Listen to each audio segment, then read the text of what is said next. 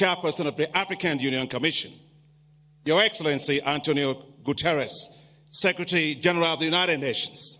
We are also joined today by Your Excellency Ban Ki-moon, former Secretary General of the United Nations, Your Excellency Ursula von der Leyen, President of the European Commission, Your Excellency Mustafa Madhoudi, Prime Minister of Egypt, Your Excellency Sultan Al-Jaber, COP28 President-designate, honorable ministers, ambassadors, heads of diplomatic missions, the amazing youth and women of Africa. Distinguished ladies and gentlemen, good morning, everyone. Habari sa asubuhi. I think I got it right somehow. I wish to commend you, Your Excellency President Ruto, for your excellent leadership in convening this Africa Climate Summit, and for your dynamic and passionate leadership in spearheading Africa's first climate summit. Thank you very much, Mr. President. Thank you for hosting us all in this beautiful nature-blessed country of Kenya. The African Development Bank is pleased to be a major sponsor of the Africa Climate Summit. The presence in such large numbers of Your Excellencies, heads of state and government, ministers and development partners from around the world says it all. Africa's voice on climate change will resonate across the world. The Africa Climate Summit will shape the future pathway of Africa's development. We gather because the people of Africa expect us to act. We gather because the future of the youth of Africa is at stake. We gather because we must galvanize global actions on climate. We gather because our collective existence is at risk. Climate change is short-changing Africa. Droughts and floods have been increasing across the continent. No country is spared.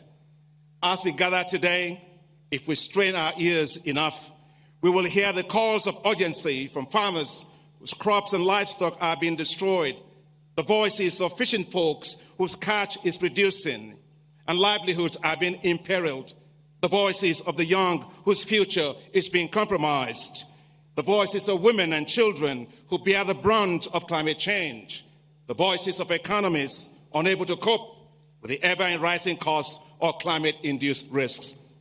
We have a duty and responsibility to hear these voices and to act with a greater sense of urgency. And responding requires action at three levels. At the global level, the developed economies must meet their commitment to provide $100 billion annually in climate finance. The global climate financial architecture must be changed to prioritize the needs of Africa.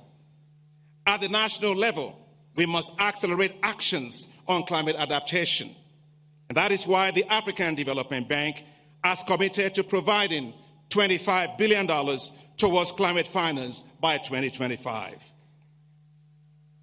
We have also launched the African Adaptation Acceleration Program, together with the Global Center on Adaptation, the largest climate adaptation program in the world.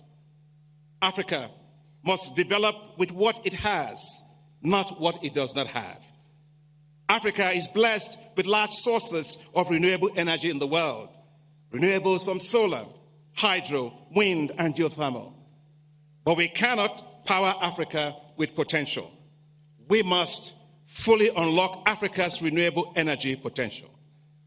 That's why the African Development Bank is implementing a $20 billion Desert to Power program to harness the power of solar and deliver electricity for 250 million people.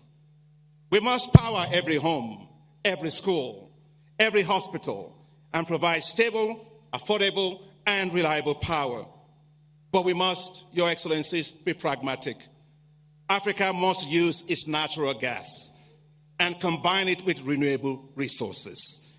The International Energy Agency's analysis shows that doing so would only add 0.5% to global emissions. Give us space to grow. We must ensure that Africa's food and agricultural systems are climate resilient. The African Development Bank's flagship program, Technologies for African Agricultural Transformation, has provided 12 million farmers in 21 countries with climate-resilient agricultural technologies. In Ethiopia, climate-resilient wheat varieties supported by the bank has helped it to become self-sufficient in wheat in just 3 years.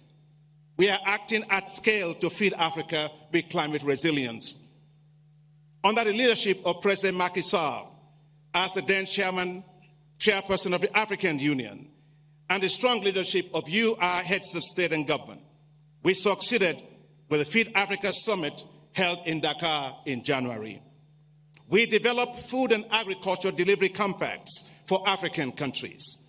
We have mobilized, Your Excellency Presidents, heads of state and government, globally, $72 billion to support African countries to implement these food and agricultural delivery compacts and to assure food security and food sovereignty within 5 years, and doing so with climate-resilient agricultural systems. I wish to recognize all development partners from around the world and the African Union Commission who work so tirelessly with us to make this happen. Thank you very much.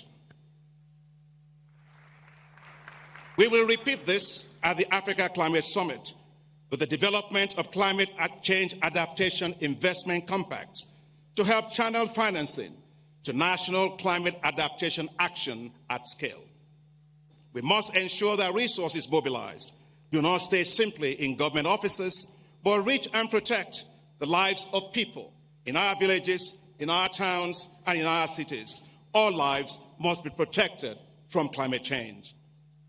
We must put the youth and women at the core of climate financing. That's why the African Development Bank and the Global Center on Adaptation are announcing here today the launch of a $1 billion facility for Youth Adapt program that will accelerate access to financing for the youth to tackle climate change. The youth are not just the future of Africa, the youth are the present of Africa. The African Development Bank is also rolling out the establishment of youth entrepreneurship investment banks, new financial institutions that will support and grow the businesses of the youth all across Africa. Finally, we must revalue, Your Excellencies, the wealth of Africa by accounting for the proper valuation of its abundant natural resources, including its vast forests that sequester carbon. Few may know that the Congo Forest Basin is the world's largest carbon lungs, larger than the Amazon forest. Yet, Africa's rich nature wealth and the global value of its carbon it sequesters for the world are not accounted for in the estimation of its GDP. It is not enough to praise Africa for its rich natural capital. Its GDP must take that into consideration. Africa's GDP must therefore be revalued based on its carbon sequestration and biodiversity, which provide global public goods. If this is done, the debt to adjusted GDP ratio of several African countries will be much lower, and they will have greater headroom to borrow more financing to support their development, including investing in the greening of their economies. We must, Your Excellencies, therefore, turn Africa's economies green, not because others ask us to do so, but because it is in our interest to do so. Africa must develop its own carbon markets, properly price its carbon, and turn its vast carbon sinks into new sources of enormous wealth. Africa cannot be nature rich and cash poor. As we look towards COP28, African needs must be front and center, powered by the leadership of our heads of state and government, our youth and the private sector, and the voices of our communities. We must be the vuvuzelas of climate financing for Africa. Together with partners from around the world, let's make it happen for Africa. Thank you very much. Merci beaucoup. Gracias. Shukran. Asante sana.